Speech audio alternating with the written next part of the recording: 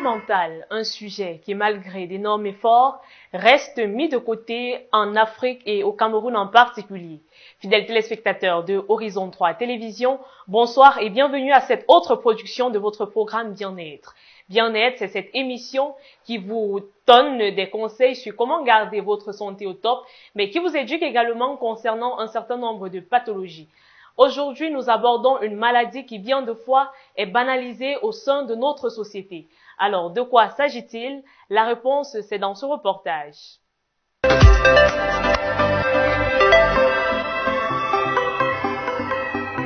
Le trouble de la personnalité est une affection mentale caractérisée par des schémas omniprésents et persistants de pensée, de perception et de réaction qui entraînent une souffrance importante pour la personne. Selon les statistiques, environ 9% des personnes souffrent d'un trouble de la personnalité. En général, ces troubles affectent autant les hommes que les femmes. Les troubles de la personnalité commencent généralement à se manifester à la fin de l'adolescence ou au début de l'âge adulte. Cependant, ils peuvent apparaître plus tôt, notamment au cours de l'enfance. Il est important de préciser que certains types de troubles liés à la personnalité ont tendance à s'atténuer ou à disparaître avec le temps, tandis que d'autres sont moins susceptibles de le faire. Il existe plusieurs types de troubles répartis en 3 groupes. Pour le groupe A, nous avons entre autres la paranoïde caractérisée par la méfiance extrême et la superstition. Pour ce qui est du groupe B, nous avons l'histrionie qui est caractérisée par la recherche d'attention et les comportements impulsifs. Et pour le groupe C, nous avons le narcissisme caractérisé par le besoin d'administration, le manque d'empathie. Les troubles de la personnalité ont un impact considérable sur la vie des différents sujets et dont méritent une attention particulière.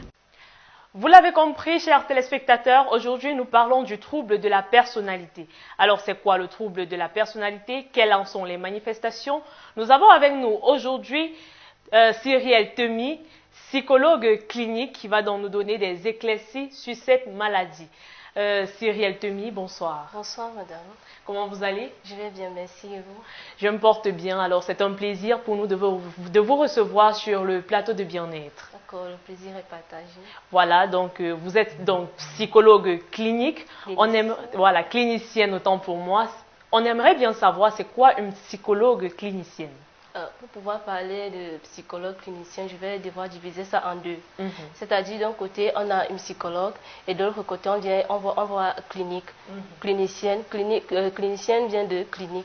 Et clinique, c'est être au chevet du malade. Donc, psychologue clinicien, c'est celui-là qui est au chevet du malade.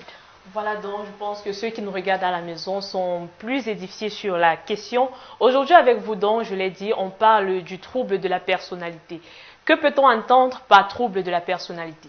Je dirais que, bon, selon le DSM-5, le trouble de la personnalité est l'une des grandes catégories de la maladie mentale qui correspond à un mode de pensée, de réaction, de perception et de relations envahissant et durable dans le temps, pouvant entraîner une altération du fonctionnement global de l'individu. Et s'il faut expliquer cela de façon terre à terre pour ceux qui nous regardent à la maison, parce qu'ils se demandent c'est quoi le DSM déjà, donc... De manière terre à terre, je dirais que de manière plus simple. Nous avons tous des traits de personnalité qui nous caractérisent chacun. Cette trait de personnalité se caractérise par notre manière de penser, notre manière de voir les choses. Il peut donc arriver que ces traits de personnalité deviennent rigides. Donc rigides et ne sont plus adaptées à la société. Et lorsqu'elles ne sont plus adaptées à la société, elles empiètent à notre fonctionnement sur le plan social et professionnel. En ce moment, on parle de trouble de la personnalité. Je vais vous prendre un exemple pour qu'on comprenne mieux. Une personne introvertie, c'est un trait de personnalité normal. Mais il peut arriver qu'à un moment donné, ça devient un peu plus rigide, au point où ce dernier ne s'en sort plus dans son milieu professionnel et aussi dans ses relations sociales. En ce moment, on pourrait soupçonner, je dis bien on pourrait, je préfère dire ça, on pourrait soupçonner un trouble de la personnalité. Le trouble qui peut aller avec ça, par exemple, c'est un trouble de personnalité évitant. C'est-à-dire que la personne a peur, évite les relations interpersonnelles car elle a peur d'être rejetée par les autres. Donc ça peut être ça. On a des personnes qui sont un peu trop disciplinées. C'est très normal. Mais il peut arriver qu'à un moment donné, ça ne réponde plus à la norme. C'est-à-dire que cette personne, toujours en train de laver les mains, toujours en train de s'assurer que le cahier qu'il a mis là, ça doit toujours être là. À un moment, quand ça ne correspond plus à la norme, il faut par exemple le trouble de la personnalité qu'on appelle TOC, c'est-à-dire trouble obsessionnel compulsif.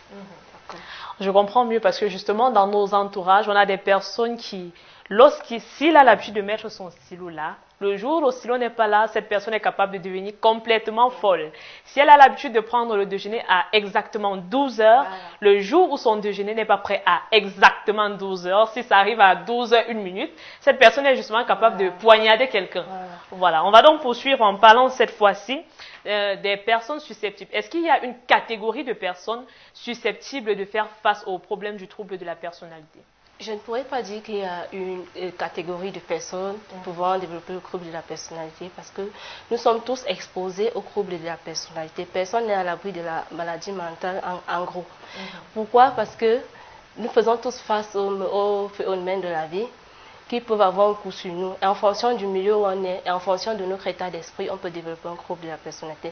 Cependant, il est à noter qu'il peut y avoir des enfants, des enfants qui sont nés avec des complications à la naissance, telles que les infections au niveau du cerveau, ils peuvent développer un trouble de la personnalité plus tard.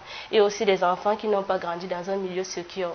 C'est-à-dire, peut-être qu'ils ont été maltraités, traumatisés. Plus tard, ils peuvent développer un trouble de la personnalité. Ou encore, ils ont été crochoyés. Et aussi, ils peuvent développer un trouble de la personnalité. Justement, on devait en arriver là. En dehors de ce que vous avez évoqué, est-ce qu'il y a d'autres causes du trouble de la personnalité? Oui, évidemment, il y a plusieurs causes du trouble de la personnalité. Nous avons d'abord le stress de la vie.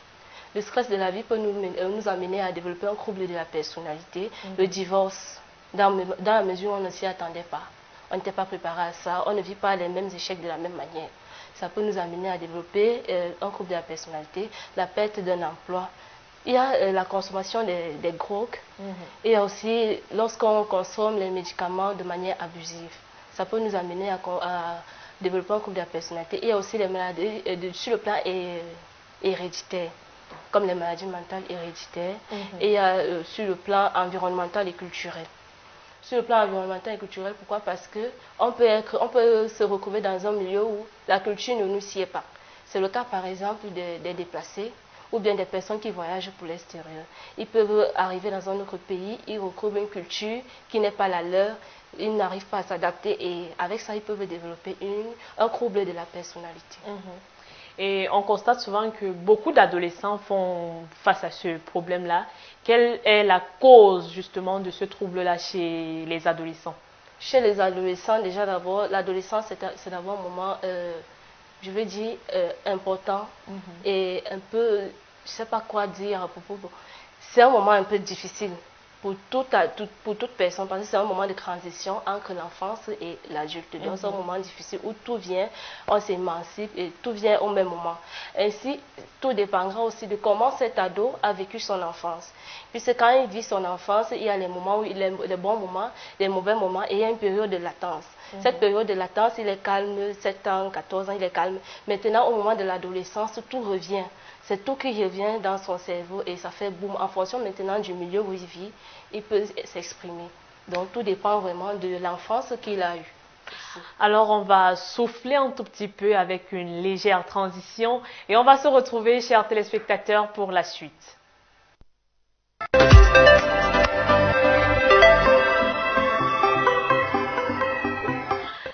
Voilà, nous sommes donc de retour dans notre studio. Alors, psychologue Cyrielle, avant de poursuivre, nous sommes allés dans la rue et nous avons essayé de nous renseigner auprès du public. Est-ce qu'ils connaissent ou alors est-ce qu'ils ont conscience de cette maladie? Est-ce qu'ils savent qu'il y a une maladie qu'on appelle le trouble de la personnalité? Nous avons donc recueilli différents avis et on va donc les prendre dans ce Vox Pop.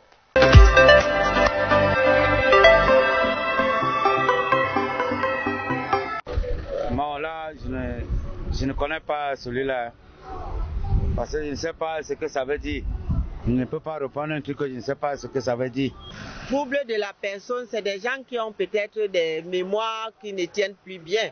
Je ne sais pas si c'est dans ce sens-là. En dehors de ça, bon, je ne m'y connais pas beaucoup. Je ne suis pas sûr d'avoir une idée exacte sur le sujet, mais ce que je sais, c'est que c'est un trouble psychologique qui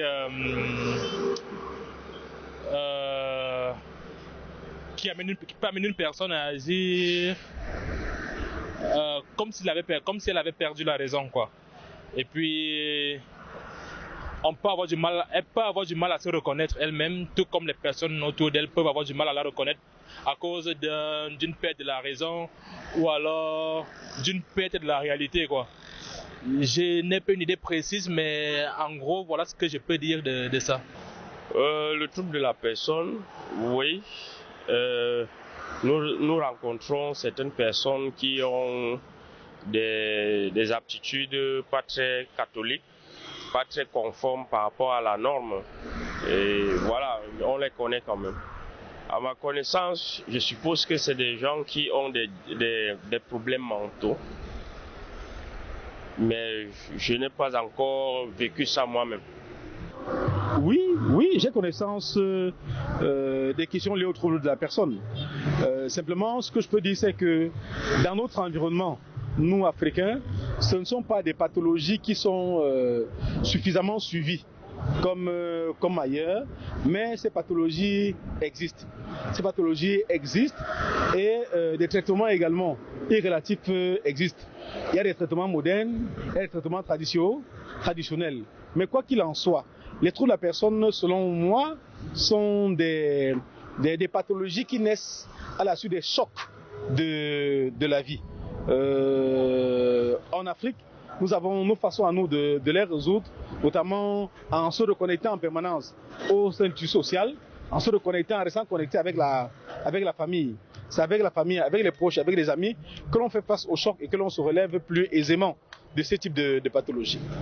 Maintenant, les professionnels de la santé, les spécialistes de la question ont des avis certainement bien plus éclairés que le mien. Voilà donc, on se rend bien compte que plusieurs ne connaissent pas de quoi il s'agit ou alors ont très peu de connaissances au sujet de cette maladie-là. Nous allons donc poursuivre notre entretien en parlant cette fois-ci de comment est-ce que vous faites pour prendre en charge les différents patients qui arrivent et qui présentent des caractéristiques de troubles de la personnalité.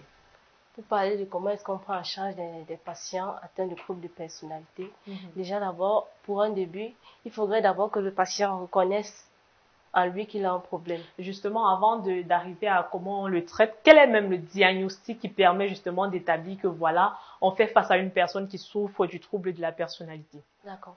Bon, pour parler du diagnostic, je vais parler des symptômes. En fait, lorsqu'une personne est atteinte de trouble de personnalité, on remarque que ce dernier a des difficultés à s'entendre avec les autres. Il a tendance à être méprisant, colérique. On peut aussi remarquer que sa pensée est touchée. C'est-à-dire que lorsqu'une personne atteinte de trouble de personnalité, lorsqu'elle s'exprime, vous remarquez qu'il y a de l'incohérence dans son raisonnement. Là, on peut soupçonner un trouble de personnalité. On peut aussi remarquer que son émotion est touchée. Face à une situation où on devrait avoir, par exemple, de l'empathie, on se retrouve à être insensible à la situation. Ça peut être un signe de trouble de la personnalité. On a aussi des comportements inflexibles. C'est-à-dire, peu importe où on se trouve, on demeure le même, on n'arrive pas à adapter son attitude vis-à-vis de la situation qu'on traverse. Et il y a aussi le fait qu'on ait des comportements en marche avec la société qui demeurent durables dans le temps. Dans la mesure où c'est normal, il nous arrive aussi de parler souvent seul. Mais lorsque ça devient répétitif et que ça va dans le temps, ça perdure dans le temps, on peut soupçonner un trouble de la personnalité. Voilà, maintenant que les symptômes ont été établis, comment vous faites donc dans le processus de prise en charge? Le processus de prise en charge, il peut être médicamenteux et il peut aussi, ça peut être des psychothérapies. Pour la prise en charge médicamenteuse, ça peut être des antidépresseurs en fonction du type de trouble. Maintenant, les psychothérapies aussi sont dirigées en fonction du type de trouble. S'il faille ancrer dans l'histoire du patient en fonction du trouble qu'il développe, on peut adopter un protocole thérapeutique bien définies. On peut avoir les psychothérapies de groupe. On peut avoir les psychothérapies psychanalytiques de groupe ou les psychothérapies psychanalytiques individuelles. On peut aussi avoir les psychothérapies d'approche cognitivo-comportementaliste qui sont les plus utilisées aujourd'hui.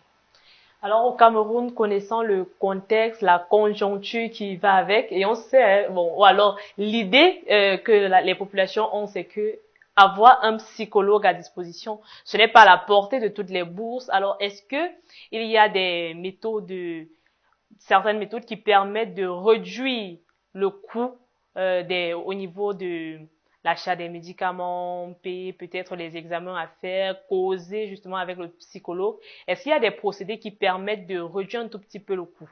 Déjà, il faudrait qu'on fasse un petit distinguo. Lorsqu'on parle de médicaments, le psychologue ne se sert pas forcément des médicaments. Donc, lorsque je parlais du traitement médicamenteux, c'est pas forcément le psychologue qui les prescrit. Le psychologue travaille en partenariat avec le psychiatre. Le psychiatre est le médecin là qui s'occupe des troubles mentaux du point de vue biologique, c'est-à-dire que vous arrivez, on vous consulte, on vous fait des examens pour voir d'où vient la cause et on vous donne les médicaments qui vont avec. Et le psychologue, lui, il est là, il traite pas la queue de la parole. Il fait des tests cognitifs pour mesurer certaines choses. Après, il adapte un protocole thérapeutique qui va avec. Et maintenant, le psychologue va chercher à résoudre le problème à la source. Il peut par exemple utiliser les psychothérapies psychanalytiques par exemple, où il cherche à ancrer dans l'histoire du patient, ancrer même jusqu'à son enfance, comprendre pourquoi est-ce que il développe ce trouble, quelle est l'origine. Il l'ancre dans cette origine et il essaie de résoudre le problème à la souche afin que ce dernier, lorsqu'il sera relâché dans l'environnement, qu'il a peut-être stressé, qu'il a amené à développer le trouble, qu'il puisse vivre dans cet environnement étant tout sain, en fait. Parce que si on lui donne les médicaments et qu'on le relâche encore dans ce même environnement, il pourrait encore développer le trouble. Or, le psychologue l'amène à accepter la situation, accepter ce qu'il vit et à vivre avec. Donc, le psychologue, c'est celui qui établit le diagnostic et le psychiatre, c'est celui qui soigne. Non, le psychiatre a aussi son diagnostic à part. Le psychiatre a son diagnostic à part, différent de celui du psychologue. Bon, ils vont en étroite collaboration. C'est-à-dire qu'ils peuvent avoir le même diagnostic, mais on voit qu'à ce niveau, c'est un peu trop grave. Il faudrait que le psychiatre intervienne d'abord, puis le psychologue vient intervenir. Le cas de la schizophrénie, par exemple. Il faudrait d'abord que le psychiatre intervienne avec les médicaments qui vont aller corriger au niveau des neurones certaines informations, afin que ce dernier peut-être devienne calme, parce que les schizophrènes sont beaucoup plus connus, qu'ils sont agités et qui reprennent peu à peu la raison. Le psychologue travaille avec celui qui a la raison, avec qui on peut discuter, échanger avec lui. Donc, le psychiatre peut intervenir en premier et le psychologue vient ensuite. Donc, ils sont en étroite collaboration. Donc, vous avez parlé tout à l'heure du fait que pour être soigné, il fallait déjà accepter qu'on était malade. Alors, vous, en psychologie, comment vous faites pour convaincre, si je peux le dire comme ça, un patient, parce que de prime abord, il va vous dire qu'il n'est pas malade. Comment vous faites pour convaincre le patient de suivre un traitement? On ne cherche pas à convaincre, puisque déjà le psychologue ne va pas vers le malade.